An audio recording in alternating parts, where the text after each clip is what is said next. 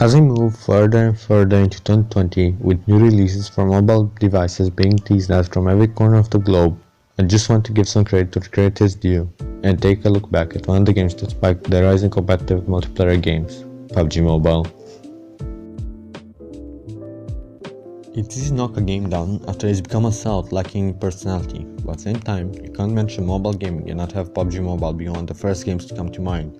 From the millions of players and hundreds of content creators the game has brought to the mobile market, PUBG was one of the most influential games to come out in the past 5 years. From the giant open world maps and 100-player PvP engagements, all thanks to the Unreal Engine the game was built upon. Stunning visuals and great gunplay were also a key factor, with the game seeing extensive media cover and a certain popularity in lower income countries, where high-end gaming platforms such as consoles and top-of-the-line PCs just aren't as accessible. It was one of the titles to open up Tencent to purchase that would lead to Call of Duty Mobile. Now, of course this video isn't about Call of Duty Mobile, but PUBG Mobile is one of the reasons Call of Duty Mobile exists as we know it now. Elite Squad! Alright, back to the actual game this video is about. PUBG Mobile released only one map that anybody who has been to gaming culture in the past 4 years can easily identify. Erngel is a map based on a fictional island somewhere in the Black Sea, close to the Russian coast. The name was also chosen with inspiration on PlayerUnknown's Daughter Air in Green. The map features that classic Eastern European look you would expect. It definitely has more industrial and military installation that I, personally an Eastern European, wasn't expecting. The main island features a cargo dock, one of the island's main economical hotspots. It also features multiple civilian installations all across the main island with different towns.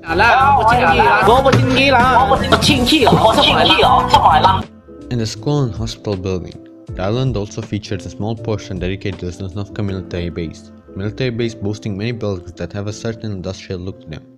In terms of gameplay, the map features diverse environments featuring many different types of terrain, ranging from mountains that are easily traversable and even bare sniping positions, to urban scale small towns such as Pachinki, the industrial town of Zhezhepol, a city with tens of high-scale apartment buildings and different types of buildings ranging from restaurants to pharmacies. The entire size of the map, a whopping 8 square kilometers.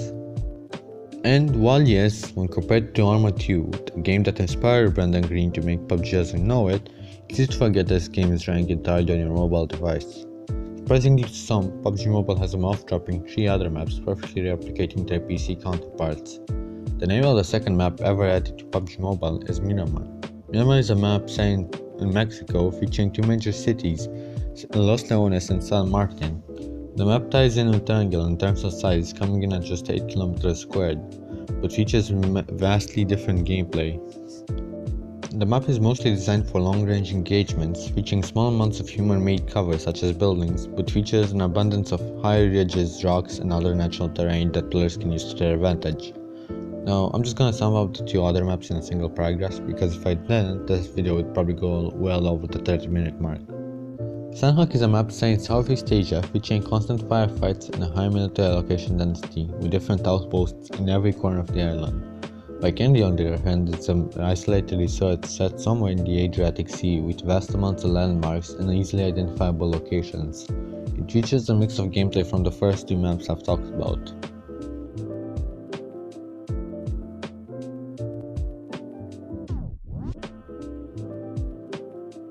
Another thing this game did extremely well is the never seen before gunplay for mobile devices. Everything from the bullet drop and travel to the response of the gun when the fire button is pressed. It all comes together to make a game that features unique gunplay that rewards players for putting their hours in to master the right weapons and attachments. The gunplay in PUBG Mobile at the time felt very polished and still does, and well thought out, and combined with the maps designed with the gunplay in mind, it's easy to see why this would result in a very fun gaming experience. Now of course, before you go commenting about the using M4s with 6x scopes on them and to spray hundreds of bullets over long distances, that's sadly a normal practice due to the recoil being dulled down compared to the PC version of the game, and has been a practice on mobile devices for a long while. So you might be wondering, where did it all go wrong?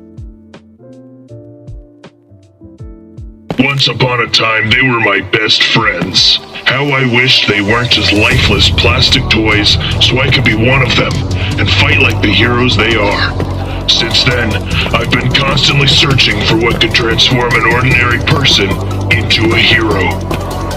To wear something that will change a person from a nobody to a somebody. Finally, I devised toy mastery and created armor with a more playful spirit. Some of them are perfect for smashing into the enemy ranks and overpowering them even when outnumbered. Some will grant enhanced marksmanship, bestowing the ability to take down enemies from an incredible distance. While others grant extremely sharp senses to glimpse right into the heart of the enemy and lead the entire team to victory.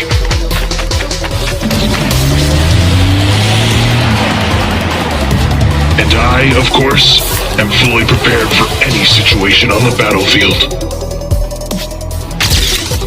For us, it's but a toy playground.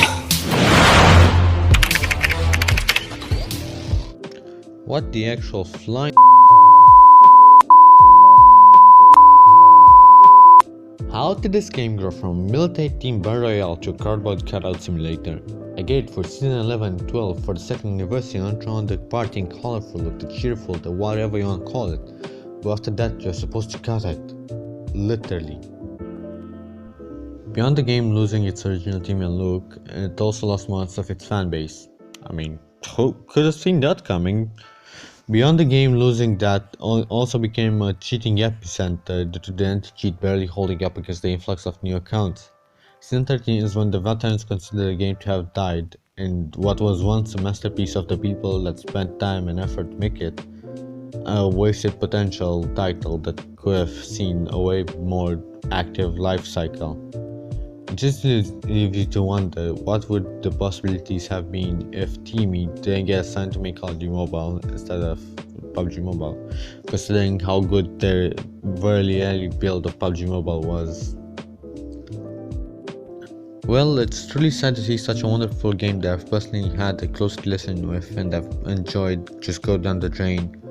But that's why I'm gonna wrap up the video. As always, if you enjoyed it and want to see more similar content, then please share this video with your friends and press the like button. I know it sounds like a very generic YouTube outro, but it helps me a lot considering the fact that though I'm a really small content creator, this is my dream job, and 2020 has just been a horrific year for all of us to go through, and a little bit of support, no matter from who it is always a good thing. I genuinely can't thank the people who watch my videos actively enough. You guys are literally the reason why I keep doing this stuff, and you keep giving me hope to go through and wake up the next game. With that out of the way, this has been Kiddo signing out. Peace.